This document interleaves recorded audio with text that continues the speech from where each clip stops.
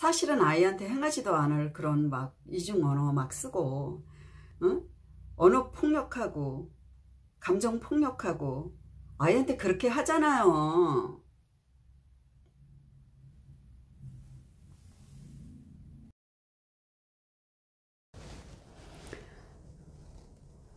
밖에 나갔을 때였는데 막 아이 우는 소리가 나서 돌아보니까 그 엄마가 양손에 쇼핑한 걸 잔뜩 들고 있고, 아이는 그 엄마 바지 자락을 막 붙잡고 얼굴은 무릎에 파묻고 징징징징 그냥 또 있는 대로 우는 거예요. 그래서 저는 직업발동에 대해서 도와야 되겠다 그러고 최대한 가까이 가서 아이 보이 그러면서 아이를 익살스럽게 이제 표정을 보이면서 집중을 시켰어요. 그 사이에 엄마는 멀리 있진 않았지만 자기 차에다가 짐을 싣고 그러고 왔어요. 제가 아이 왜 그랬어요? 그랬더니 아이가 안아달라고 그랬던 것 같아요. 이렇게 얘기를 하더라고요. 근데 아이를 안아줬으면 됐잖아요. 근데 보통 사람들이 아유 언제 그렇게 다 하고요. 근데 아이는 앞으로 아이가 붙잡고 있으니까 엄마가 가지도 못하고 오지도 못하는데 그런 걸 얼마나 하려고요. 그러니까 아이하고 데리고 나갈 때는 한 손에 들을 수 있을 만큼만 쇼핑을 하고 한 손은 아이한테 꼭 주세요. 붙잡든지 안든지. 아니면 두 손으로 꼭 해야 된다는 상황이 있을 수 있어요. 그러면 그 쇼핑을 했을 때에 아이가 안아달라고 할 때 얼른 내려놓고 안아줄 수 있는 그런 여유를 가지셔야 돼요. 언제 그렇게 합니까? 바쁜데 이렇게 하시는 분들이 있으시겠죠. 아이한테는 안 바빠요. 아이한테는 엄마가 바쁜 거 말고 다른 바쁜 게 있어요. 그게 뭔가를 오늘 말씀을 드리려고 합니다.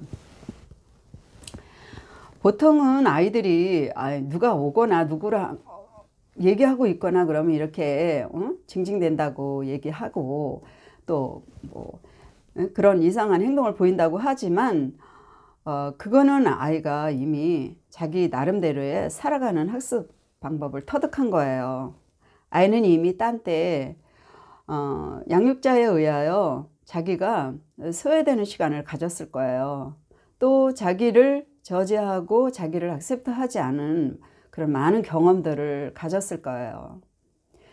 그거에 그 아이는 이제 경험이 되어서 어떻게든지 자기가 살아나는 방법을 연구하기를, 그렇게 하면 엄마가 또 양육자가 들어준다라는 것을 터득한 거죠. 그러면 그 말이 맞잖아요. 아이를 저렇게 습관되기 전에 그냥 끊어버려야 된다는 건 맞잖아요. 그건 아니죠. 아이에게 있어서 학습을 시켜준 거죠. 그렇게 오히려 어떻게 되느냐, 그 아이에게는 그런 그 이성적인 판단이나 인지적인 그런 어떤 사고 작동이 아주 미약해요. 유아기 때는 6세 이하에서는. 그럼 뭐 이것이 옳으냐 아닌가 라는 그런 어떤 도덕적인 어떤 가치, 그런 수준도 아직은 발달되지 않았어요.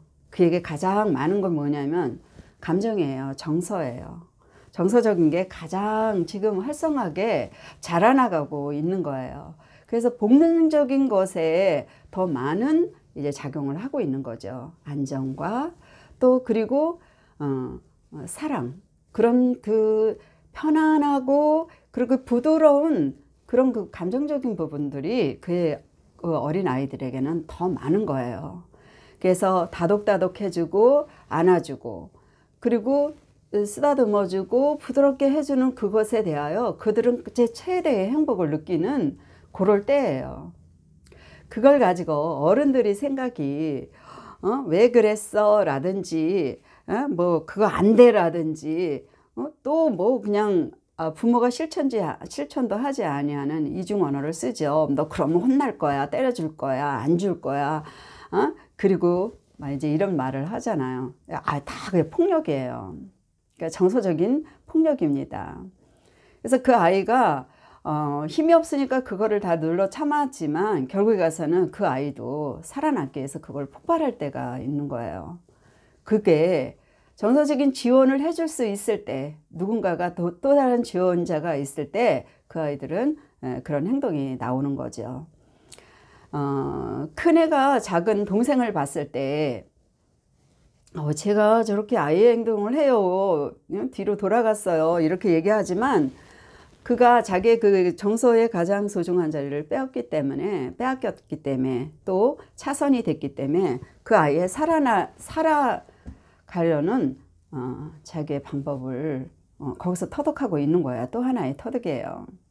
그럴 때 잘 유도를 해줘야지 그걸 가지고 어떤 그 정서적인 폭발을, 또 어른의 정서적 기폭을 크게 아이한테 보이면 아이에게 있어서는 그것이 무의식에 고착되고 억압으로 되는 것입니다. 그래서 언젠가 그것이 폭발이 되고 그것이 바로 성격으로 이제 만들어지는 거죠. 물론 윤조적이냐 아니냐 이런 것에 대한 논란을 계속하고 있어요. 그러나 많은 학습에서 그것이 얻어진다는 거예요. 그래서 아이가 안아달라고 했을 때는 그만큼 벌써 이미 다른 데서 그 아이가 그런 자기의 그런 정서적 불안을 그 아이에게 가중됐기 때문에 그 안아줘서 엄마의 이 심장과 자기의 그 심장이 이렇게 같이 호흡하고 소통하는 것에서